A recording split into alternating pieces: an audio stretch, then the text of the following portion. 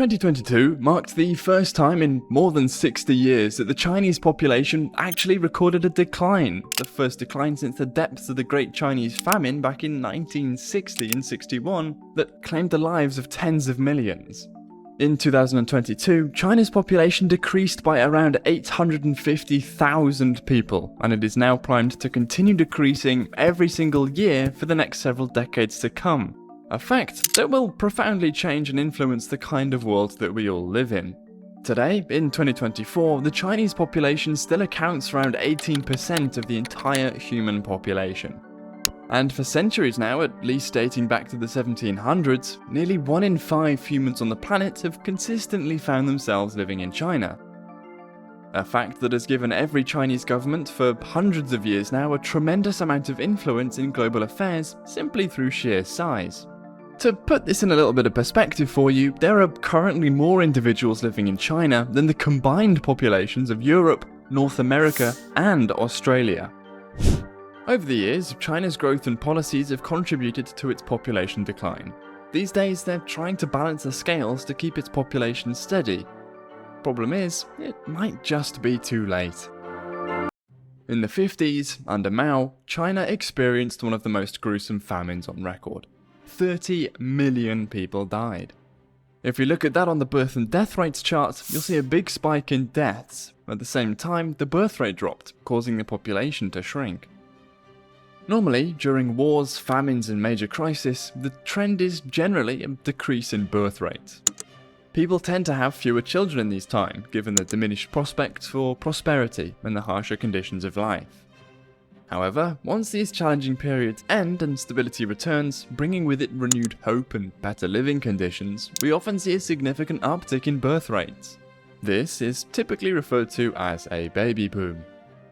Combined with global medical advances that decreased infant mortality rates, China's average family now had 6 children. This boom in birth rates caught the government's attention in a pretty big way. They realized their population was shooting up way too fast, and they knew they had to do something about it. So, the government came up with a policy. They called it later, longer, fewer. Later marriages, longer birth intervals, and fewer births. As a result, China's birth rate started trending down, but it wasn't dropping fast enough for the government's liking. By 1980, they rolled out a very strict one-child policy, basically saying that most families could only have 1 kid. This rule came with some pretty intense actions, like sterilization campaigns, IUD insertions, and forced abortions. These measures actually started earlier, during the later, longer, fewer campaign, but they really cranked it up a notch with the one-child policy. We're talking around about 20 million people being sterilized and around 15 million abortions in just 1 year. But China had accomplished its goal. Population growth was under control. Except, as China would soon realize, these restrictive policies worked just a little too well. The one-child policy had a big, unexpected side effect. Fertility rates in China dropped way below the replacement rate. This replacement rate is basically the average number of kids every woman needs to have to keep the population stable, without factoring in immigration. It's around 2.1 kids per woman in developed countries. The idea is that 1 child replaces 1 parent, and that 0.1 makes up for children who die before they become adults. Now, why this is a big problem for China is that China's economic boom and rise to being a global powerhouse was largely driven by its massive low-cost labor force. This workforce powered the manufacturing sector, making China the world's factory. Most goods were made in China, and they were dirt cheap.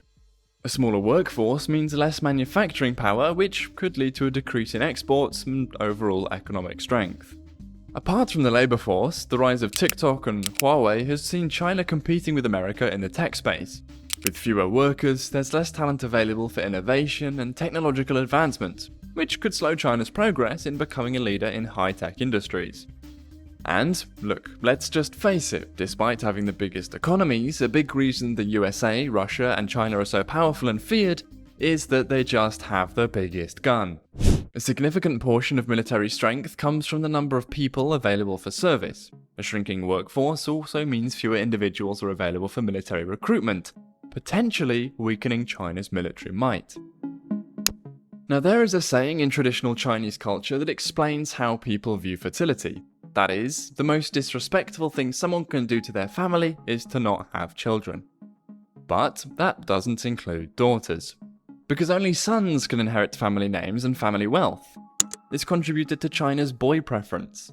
As parents were allowed to have fewer and fewer babies, some people resorted to illegal means to determine a baby's gender.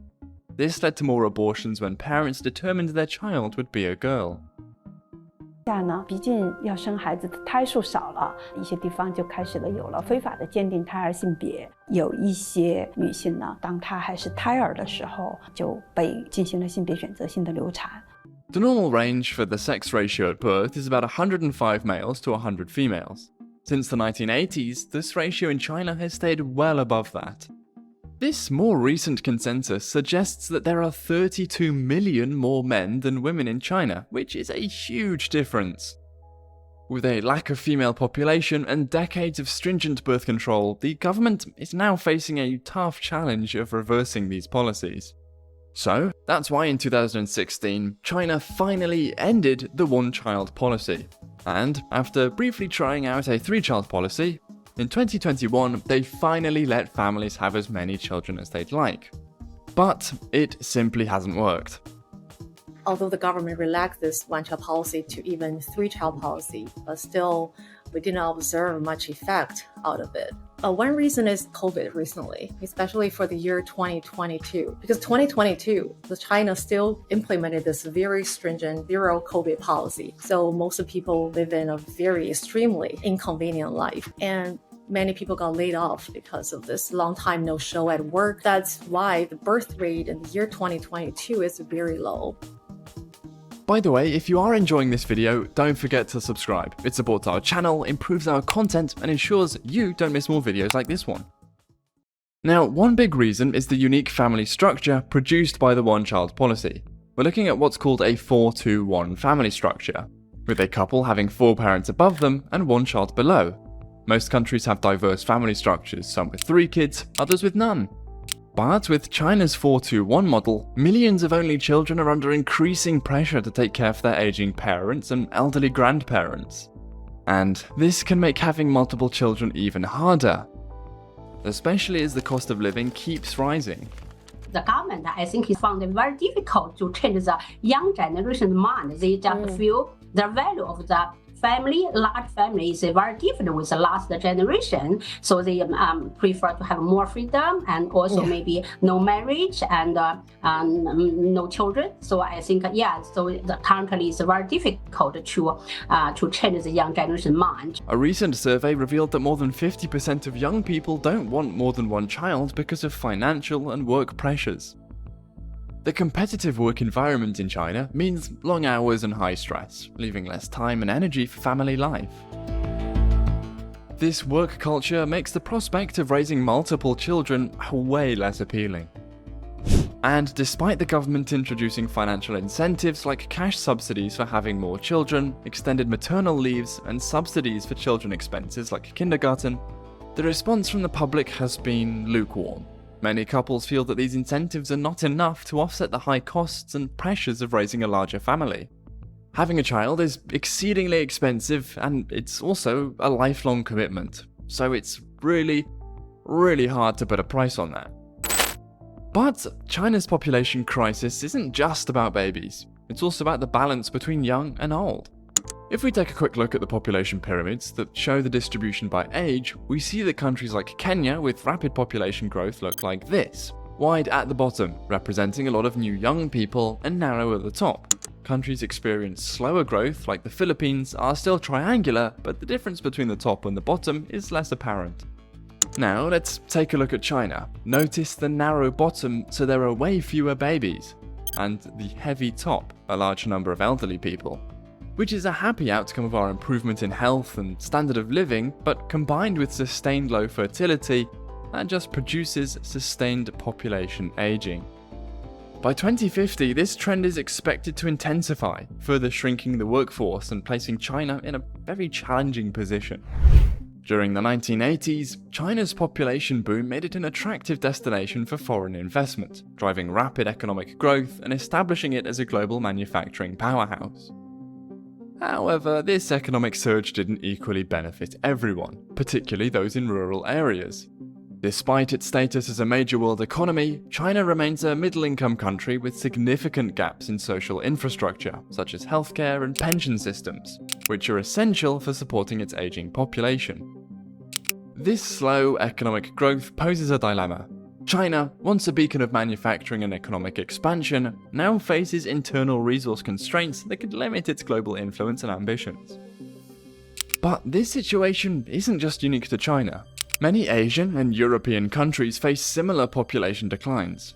What sets China apart is the speed of these changes. Just 40 years ago, China harnessed its population growth to become an economic leader while simultaneously trying to control this growth. With the era of population growth now ending, China must navigate a new future, redefining its role not only as a global power, but also in meeting the needs of its citizens. Now, if you did enjoy this video, make sure to like and subscribe, and I'll see you in the next one.